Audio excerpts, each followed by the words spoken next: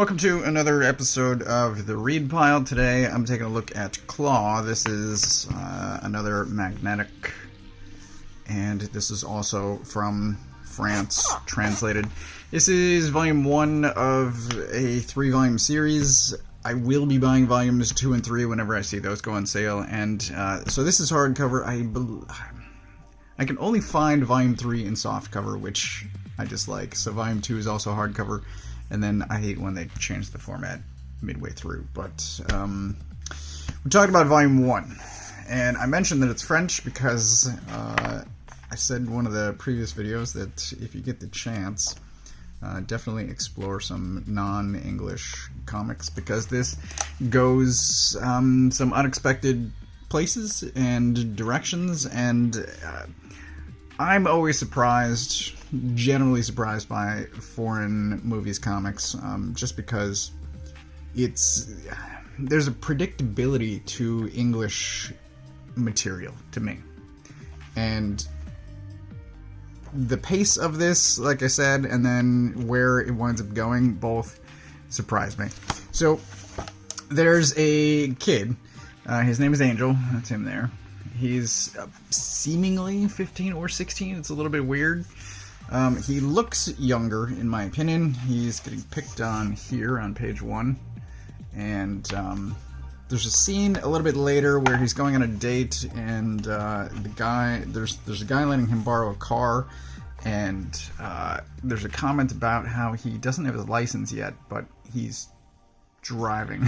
He's driving by himself, and I'm like, well, this is weird. So, sort of in the back of my brain, for most of this, I'm trying to figure out where this takes place. And it's mentioned on the second to last page, Chicago. And I'm like, this is not any Chicago that I recognize. Because at one point, there's a sort of Southern California looking desert just outside of town. And I'm like, oh, this is supposed to be Chicago. Well, that's definitely strange. That reminds me of Chicago. But this does not. Like, where? Just put it in LA and be done with it. Anyway. There's a dude. Turns into a tiger. And it turns out there are multiple of these, again. So, I don't know. I haven't checked. Is this like a Chinese zodiac thing? I haven't done it a side-by-side comparison, but rat, bull, tiger, rabbit, dragon.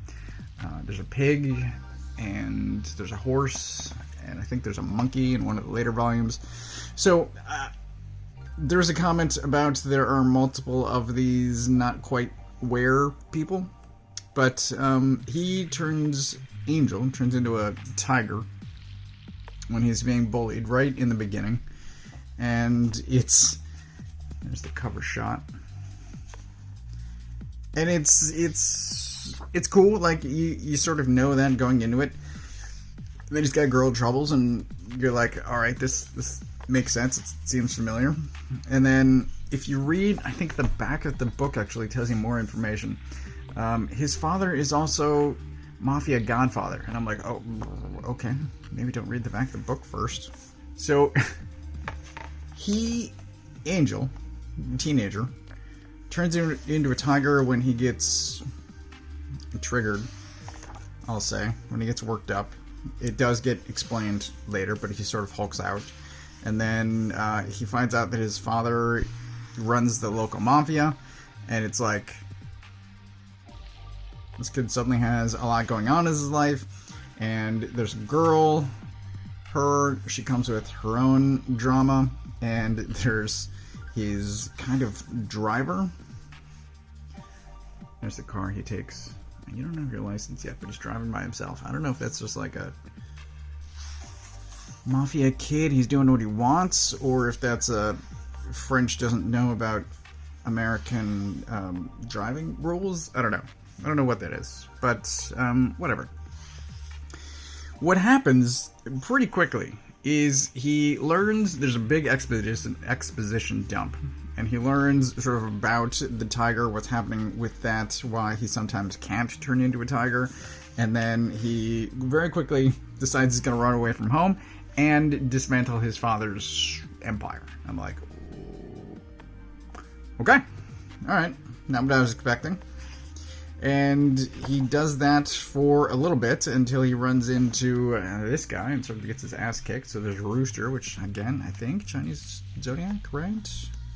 There's a subplot with a government agency, like a part of the FBI, also knows about these weird creatures. There's the ram?